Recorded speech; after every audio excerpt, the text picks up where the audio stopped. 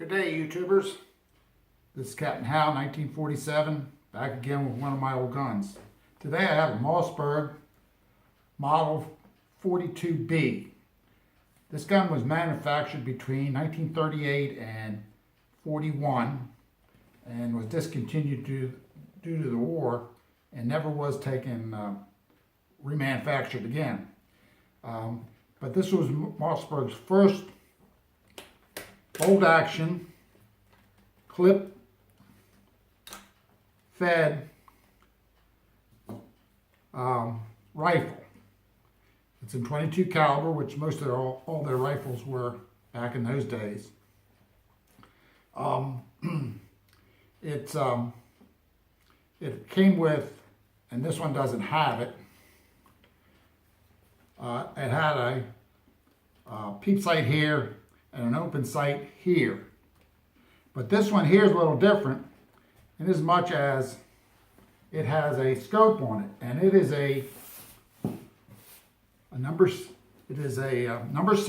Mossberg scope. It was the first scope to be manufactured by Mossberg, and they became quite a manufacturer of scopes into the 40s for target and small game hunting.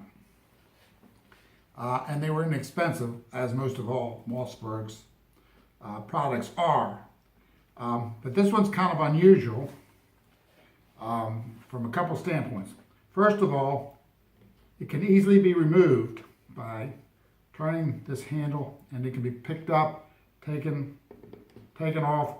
It can be adjusted up to whatever height that the shooter desires.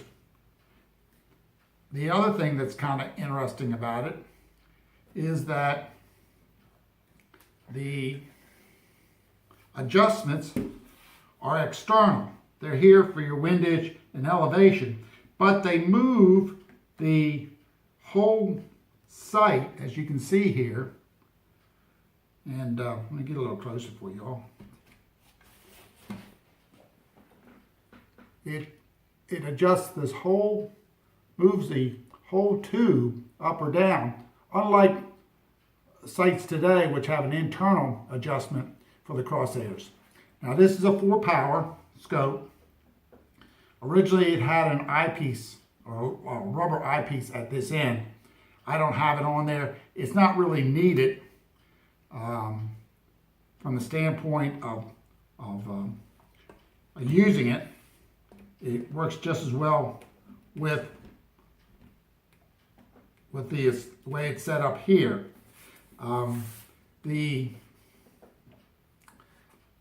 haven't shot this gun yet. I just got it a week or so ago, and I've cleaned it all up and got it all set up. But it is a little different. It's something different I haven't had before, which was on one of the original scopes. The scope is 15 3/8 inches long, and it's 3/4 of an inch in diameter. And like I say, it's a 4-power scope. Now, the thing about these scopes, they were originally started to be manufactured in 1935. And they were manufactured for about 3 years, and then Mossberg came up with some different scopes, and they stopped making the 6. They started making a 6C and a 6 couple others, and then they came up with there was a 4, and those were in some cases 4 or 8 power. So there was a lot of changes. This scope actually was, they stopped manufacturing, as best I can determine, about the same time as they started to manufacture the gun. So either somebody had it on their shelf when the gun was bought, or they found somebody got one later on. Mossberg would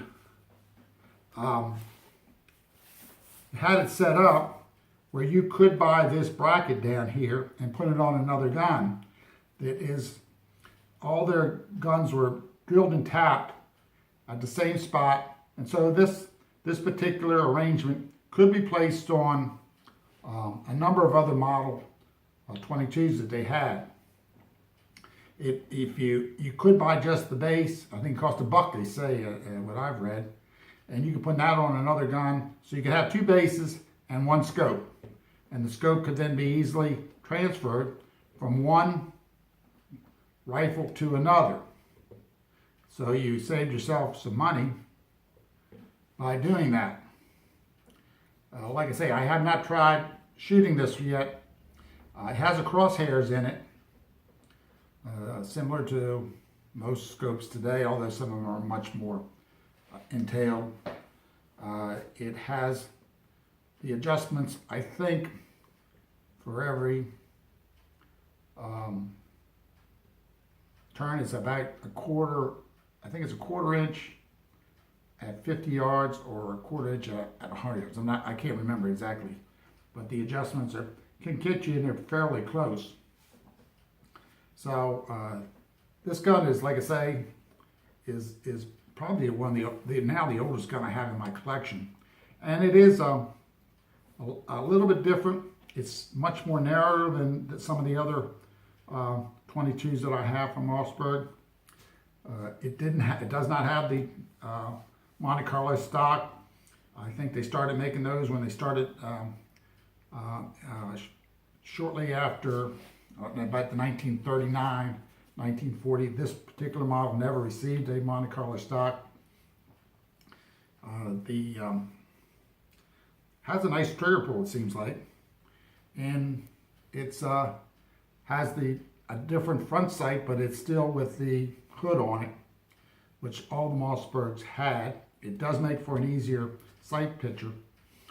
It's easy to raise this up high enough so you could use your other sights, or you can just remove it and use your regular iron sights if that's what you wanted to do, which is kind of good, because some of the newer arrangements, it's fastened on the gun. In some cases you can look underneath of it, but in many cases you can't.